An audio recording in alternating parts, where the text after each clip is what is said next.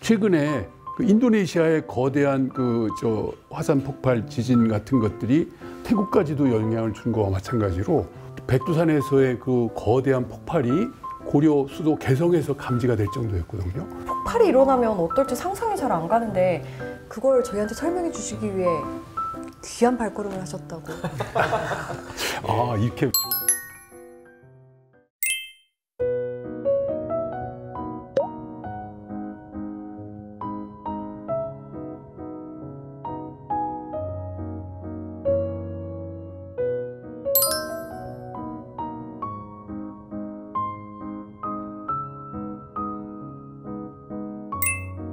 백두산 화산 폭발과 관련된 부분들이 여기 있구나.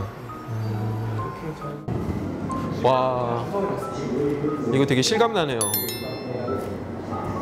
와, 이게 겉으로 보기에는 빨간색이 막 용솟음 치니까 미학적으로는 되게 예뻐 보이는데 실제로는 엄청나게 무서운 일이겠죠. 화산의 그 규모에 따라서 며칠 동안 해를 못 보는 경우들도 있다고 하더라고요. 그렇게 되면 농작물들이 다 죽는 거죠. 그러면 그 해에 농사는 다 망치는 거고, 다행인 거는 지금은 이제 기술과학이 발전을 하면서 예측을 할 수 있으니까 피하거나 이럴 수 있겠지만 그게 일단 벌어지고 나면 영향은 어마어마한 것 같다는 생각이 듭니다.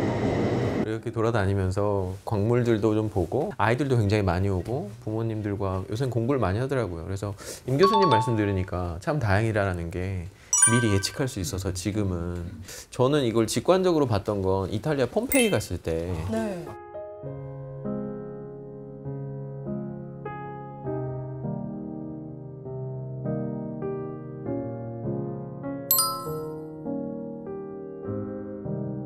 이게 몇 미터의 재해가 쌓여 있어서 나중에 사람이 발견됐다라고 해서 온 마을이 그대로 남아 있더라고요. 네. 아이를 살리기 위해서 이렇게 감싸고 죽은 그 시체들도 그대로 있고 해서 야, 백두산이 폭발되면 우리가 준비하지 못하면 이런 일들을 당할 텐데.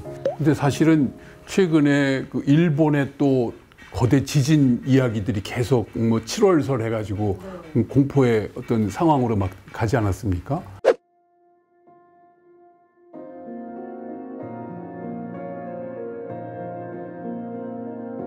근데 그게 서로 다 연결이 되는 것 같더라고요. 이 거대한 판의 어떤 구조 속에서. 네. 어떻습니까? 그 가능성은 서로의? 사실 땅속의 일을 사실 지상에 사는 우리가 완전히 알 수는 없는 것도 사실이긴 한데요. 그럼에도 지금 전체 지구가 많이 움직이고 있고 변하고 있다는 건 사실 지상에서도 많이 확인할 수 있어서 사실 그 지상에서의 변화가 이제 땅속까지 영향을 미치고 있기 때문에 제가 연구하는 기후변화 이런 쪽에서도 그런 관계에 대해서 또 고민을 하고 있습니다. 근데 과거 다른 나라에도 이런 화산 폭발이 있었을 때 그때 어떻게 대처하고 그랬었죠? 그래도 유사한 사례가 있는데요. 네. 한 2010년에 있었던 아이슬란드 화산 폭발은 당시에도 굉장히 큰 사건이었고 이 화산이 폭발하는 것이 그냥 단순히 그 영토 내에서만 영향을 주는 것이 아니라 그 아이슬란드 케이스에서도 북유럽 전역에 화산재에 영향을 줬었고요. 화산재만 퍼졌다라고 끝나는 것이 아니라 화산재로 인해서 항공 운항도 다 정지가 됐고요. 특히나 이 태양에서 지구로 오는 열 에너지가 사실 우리가 살아가는데 가장 중요한 에너지원인데 그 에너지를 차단하는 현상도 많이 볼 수가 있었습니다. 저희가 연구했을 때도 그 화산재가 뒤덮였던 시점에 그 지역 식생이 여름철이 됐음에도 더 잘 자라지 못했었다는 시점을 발견했었는데요. 그 지역에 사는 사람들 혹은 에너지 그리고 이제 모든 교통과 물류 이런 걸 봤을 때는 엄청 큰 영향을 준 것이죠. 백두산이 진짜로 폭발한다면 안 그래도 홍수나 이런 가뭄으로 힘든 북한이 더 힘들어질 수도 있겠어요. 맞습니다. 사실 아이슬란드의 사례처럼 폭발을 하면 식량 생산 자체에 기본적으로 첫 번째 문제가 생길 것이고요. 네. 최근 있었던 홍수나 폭염으로 넘어오게 되면 기본적으로 홍수나 폭염에 가장 취약한 나라 중 하나가 사실 북한입니다. 우리도 더운 여름을 보냈고 여름에 비도 많이 왔고 산불도 나고 그러잖아요. 비슷한 이 동아시아 전반의 이 현상들을 같이 맞닥뜨리고 있거든요. 그런데 북한은 위성 정보나 이런 걸로 분석을 했을 때 침수도 훨씬 더 많이 이루어지고 또 동일한 비가 내렸을 때 식량 피해를 입고 그런 경우가 훨씬 많이 보이고 있습니다.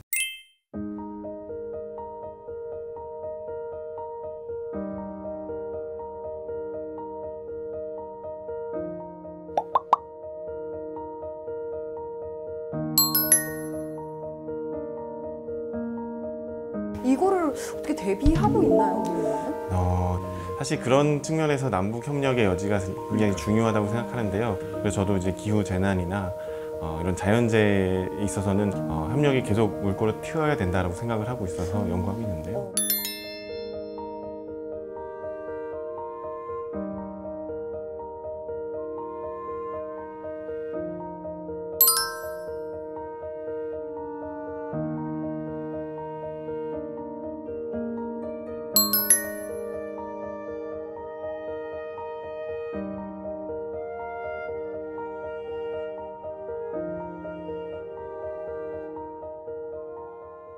그래서 저는 남북 간이 그 우리의 공존을 위한 중요한 그 화두에 네. 기후 변화도 돼 있고 네. 백두산의 어떤 영향 그리고 지금 전 세계적인 그 환경 생태 변화에 의해서 그 우리 생존 자체를 위협할 요소가 연결이 다 돼 있으니까 우리가 잘 살 길을 좀 서로 빨리 협의하자.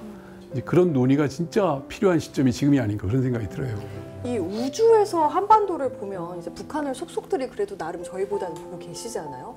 지금 북한이 처한 기후 상황은 어떤가요? 북한도 사실 우리가 경험하는 폭염이나 홍수랑 똑같은 경험을 하고 있고요. 네. 특히 북한이 우리보다 쪽에 있다 보니까 더 고산 식생이나 우리로 치면 한대 식생들이 더 많이 자랐었는데 그 식생들이 많은 영향을 받고 있다라고 보고 있고요. 솔직히 배수시설이나 이런 것도 좋지 않을 것 같고 기상 예측이나 이런 것도 기술이 우리나라만큼 발달하진 않았을 것 같거든요. 맞습니다. 사실 그게 가장 문제인데요. 변화하는 기후를 조절하는 것은 각자가 하기에는 굉장히 어렵고 전 세계가 연대하고 있는데요. 그거 말고 이 변화한 기후가 우리한테 주는 영향, 그것을 이제 기후 재난재해로 우리가 경험을 하잖아요. 네.